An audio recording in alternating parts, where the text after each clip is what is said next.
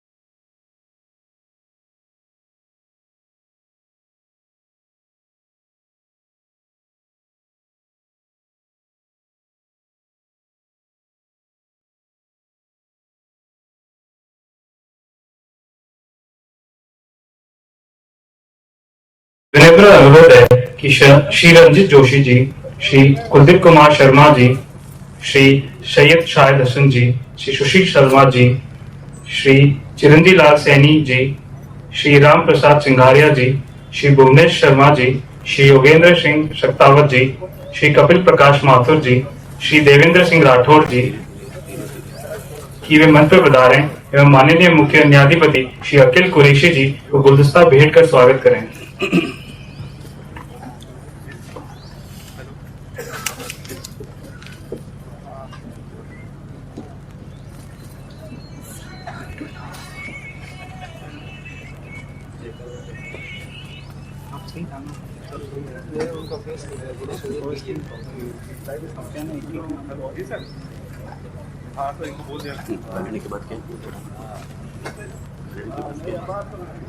यही है वीडियो हमारी टेक्निकल टीम से इस अवसर पर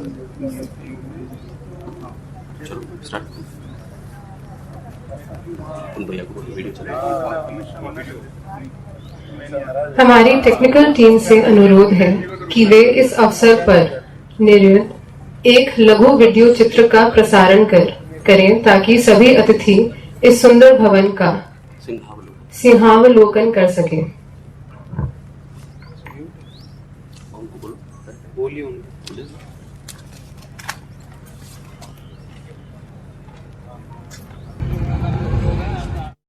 लाख रुपए की थी सिर्फ, और मैंने उस वक्त 11 करोड़ रुपए मंजूर किए थे पूरे राजस्थान में, जिला स्तर पर, तहसील स्तर पर, किस प्रकार से लाइब्रेरी बने, किस प्रकार से एक कल्याण कोष की स्थापना भी मैंने करी थी 1 करोड़ रुपए की लागत से। 10 करोड़ रुपए लाइब्रेरी के दिए थे। इसी प्रकार जब जो भवन आज बन रहा है उसी प्रकार का भवन जयपुर में बना था। जब अभी पवार साहब कह रहे थे उस वक्त भी हम लोगों ने आगे बढ़ करके चाहे वो भूमि का मामला हो, चाहे उनको 1 करोड़ रुपए देने की बात हो, हमने देने का प्रयास किया। और कोविड के अंदर 10 करोड़ रुपए दिए गए, 5 करोड़ आप लोगों ने उसमें से सहयोग कर भी दिया वकील समुदाय का, और 5 करोड़ रुपए हमने मंजूर कर दिए हैं। वो भी मैं समझता हूँ कि पहुँच गए होंगे, पहुँचने वाले होंगे। ये बात मैं इसलिए कह रहा हूँ कि जुडिशरी और सरकार का सहयोग तो होना आवश्यक है। नए कोर्ट खुलने की बात हो, सुविधा देने की बात हो, और ये पब्लिक इंटरेस्ट के अंदर भी है। अभी आपका जो एक्ट बना हुआ है उसके बारे में बात की गई। अभी महेंद्र सिंह जी मुझे बता रहे थे कि 87 में जो एक्ट बना वो सबसे अच्छा एक्ट है देश के अंदर वकील समुदाय के लिए। अभी हमने उसमें संशोधन किए, पर आप लोगों ने कुछ ऑब्जेक्शन किए, कुछ आपको लगा कि नहीं इसमें और गुंजाइश है वकीलों के इंटरेस्ट में संशोधन करने की, तो वापस हमने मंगा लिया राज्यपाल महोदय से। और मैं उम्मीद करता हूं कि अब जो अगला सेशन आएगा उसमें हम इस एक्ट को भी नए रूप में पास कर देंगे। इस प्रकार से इस मुबारक मौके पर एक तो मैं माफी चाहूंगा कि मैं जुड़ नहीं पाया फिजिकली आपके वहां आकर के, मेरी मजबूरियां थी, कुछ व्यस्तताएं थी। और बधाई आपको कि आपने शानदार भवन का निर्माण कर दिया। इस मौके पर मैं यही कहना चाहूंगा कि वकील समुदाय का जो महत्व आपने बताया वो कम नहीं है। और ये बात तो हम सुनते आए, शुरू से ही समझते आए कि देश के अंदर आजादी के वक्त से ही जो समुदाय का भूमिका रही थी उस वक्त में, इस पे पूरा देश गर्व कर सकता है, वकील समुदाय गर्व कर सकता है। गांधी जी के वक्त से ही जब वो खुद बैरिस्टर थे, और चाहे मोतीलाल नेहरू हो, चाहे जवाहरलाल नेहरू हो, चाहे सरदार पटेल हो, चाहे वो मौलाना अबुल कलाम आजाद हो, चाहे अम्बेडकर साहब हो, उस जमाने के वकीलों ने जो भूमिका अदा की है वो नई पीढ़ी के लिए प्रेरणा स्रोत बननी चाहिए। आज नई पीढ़ी कटती जा रही है, गांधी से भी और नेताओं से भी जो महापुरुष के रूप में स्थापित हुए थे, जिन्होंने सब कुछ बलिदान, त्याग और कुर्बानी की थी। और उस रूप में मैं समझता हूं कि वकील समुदाय की तो महत्वता जो है उस वक्त भी थी, आजादी के बाद में भी रही, आरी बनी हुई है, आगे बनी रहेगी, क्योंकि वो एक समाज के बीच में कड़ी का काम करते हैं। जब समाज कोई रास्ता के दिखता नहीं है, न्याय नहीं मिलता है, तो वो सीधा उम्मीद करता है जुडिशरी पर कि जुडिशरी पे जाएंगे तो हमें न्याय मिलेगा। और हर व्यक्ति चाहता है त्वरित न्याय हो, सस्ता न्याय हो, सुलभ न्याय हो। पर जो हालात है देश के अंदर, करोड़ों जो केसेस अटके पड़े हैं, आज ही मैं न्यूज पढ़ रहा था लंबी चौड़ी कि 4 करोड़ 60 लाख केसेस पेंडिंग हैं और 5,596 पद खाली पड़े। आज हेडलाइन है जयपुर के अंदर, अलग अलग न्यायालयों के बताया कि किस प्रकार सुप्रीम कोर्ट में कितने केसेस हैं, हाई कोर्ट में कितने केसेस हैं और लोअर कोर्ट में कितने केसेस हैं।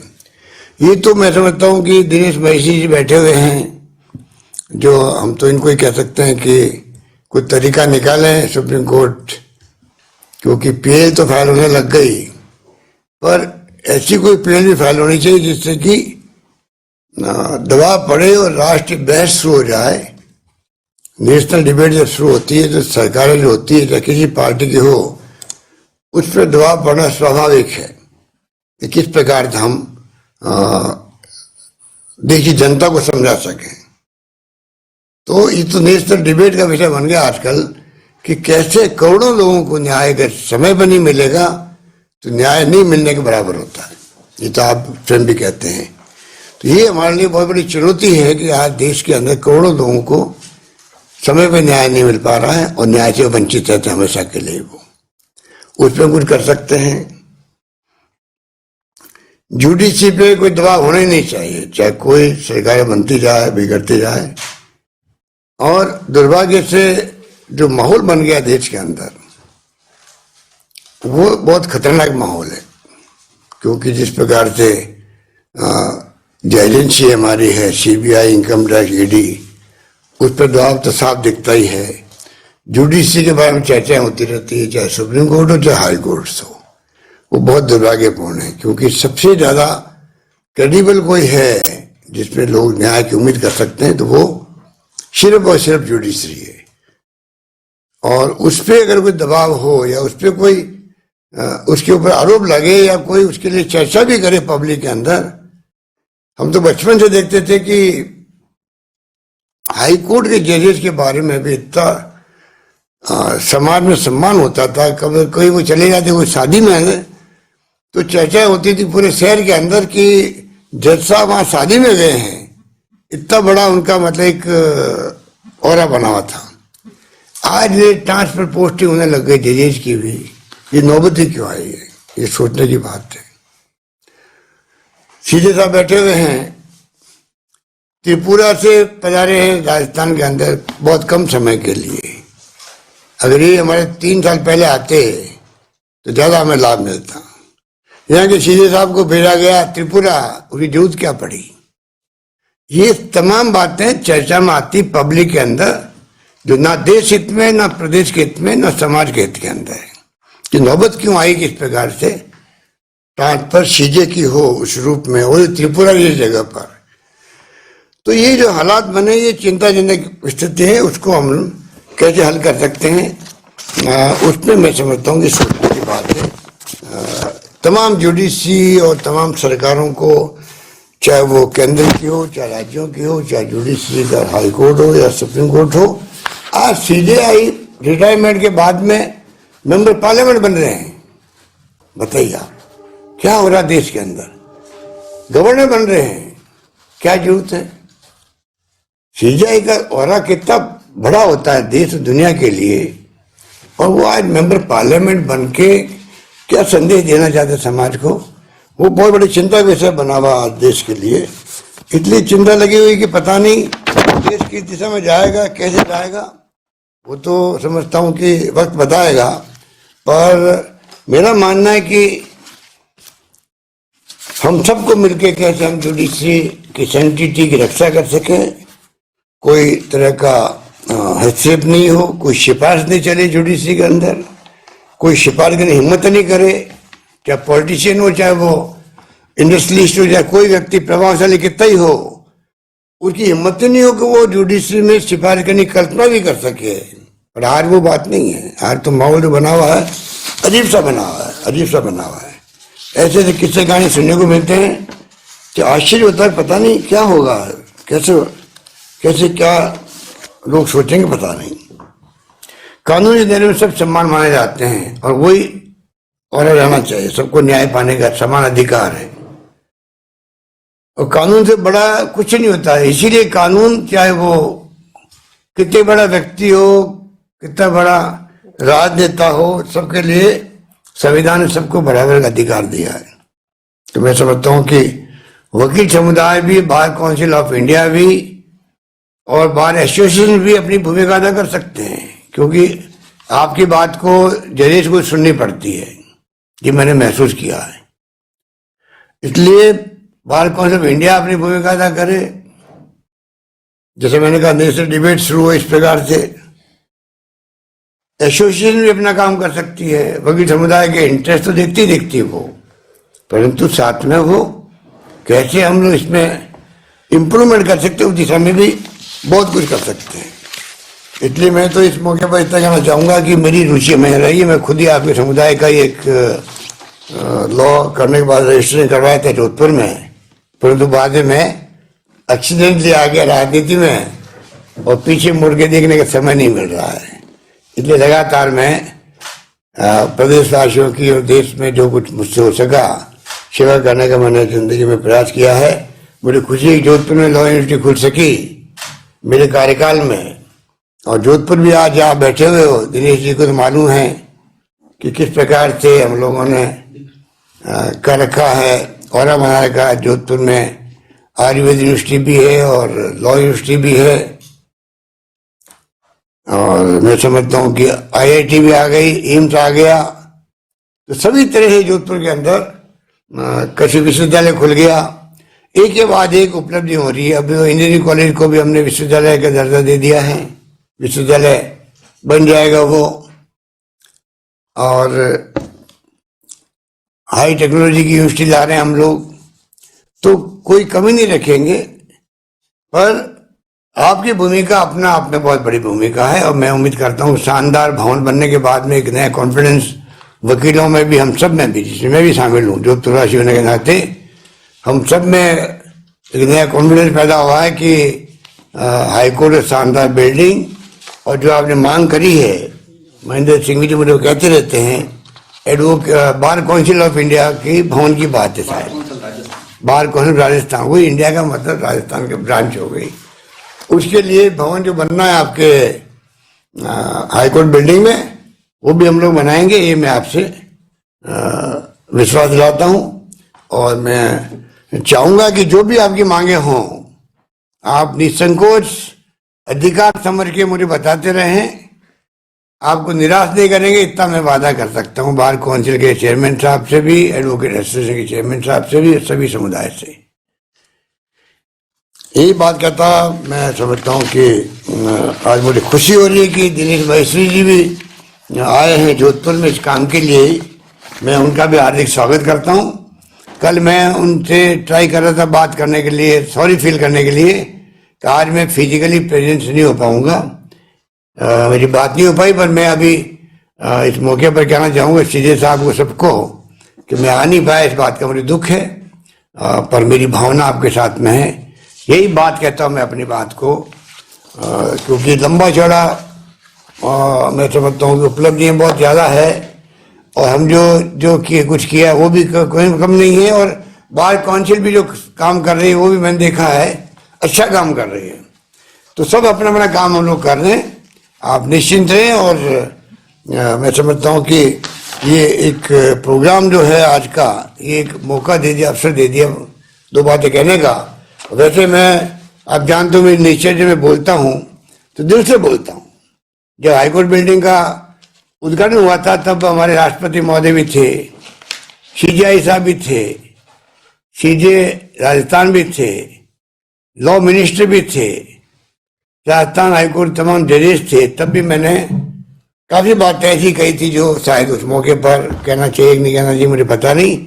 पर मैंने कहा ये मौका कब आएगा जब राष्ट्रपति जी खुद मौजूद हो, सीजेआई हो, लॉ मिनिस्टर हो, सारे जजेस हो, और जो हालात हुई है देश के अंदर, इलेक्ट्रल बॉन्ड को लेकर के भी, काले धन को लेके भी, और जो कुछ भी चल रहा है देश के अंदर, मैंने कहा ये मौका मेरे लिए बहुत उपयुक्त है। इसलिए मैंने कोई बात उस दिन छोड़ी नहीं थी, जो मुझे कहना था वो मैंने उस दिन कहा। शायद दिनेश महेश्वरी जी उस दिन मौजूद होंगे शायद, तो मैं समझता हूँ कि मेरी भावना आप सबको मालूम है। उस पर क्या कर सकते हैं हम लोग, सुप्रीम कोर्ट उसके लिए कैसे आगे आ सकता है। मैं समझता हूँ कि समय आ गया, क्योंकि बहुत खतरनाक स्थिति में हम पहुंच रहे हैं। लोग टेलीफोन पे बात करते चमकते हैं, फेस टाइम में बात करो, ये नौबत क्यों है देश के अंदर, इतना अविश्वास और जो असमझ व्यक्त करता सरकार के साथ में, वो देशद्रोही है। इस माहौल में आज हम लोग चल रहे हैं, बहुत खतरनाक माहौल है। उसकी चिंता मुझे लगी, इसलिए मैंने आपसे शेयर किया। धन्यवाद।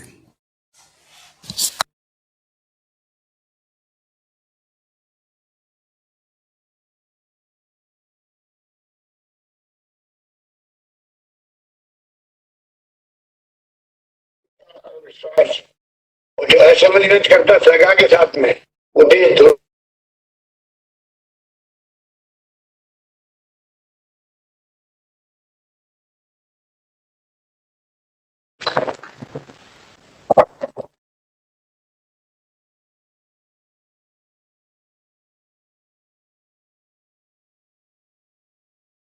जिला परिवहन कार्यालय। तो मुख्यमंत्री अशोक गहलोत कार्यक्रम को संबोधित कर रहे थे। The bar council of Rajasthan Jodhpur के नवनिर्मित अधिवक्ता भवन का उद्घाटन उन्होंने किया। वर्चुअली इस कार्यक्रम में शरीक हुए मुख्यमंत्री अशोक गहलोत, साथ ही संबोधन अभी उनका सुनाया हमने आपको। The bar council of Rajasthan को सौगात मिली है नवनिर्मित अधिवक्ता भवन का उद्घाटन मुख्यमंत्री अशोक गहलोत ने वीडियो कॉन्फ्रेंसिंग के माध्यम से सीएमआर से जुड़कर किया।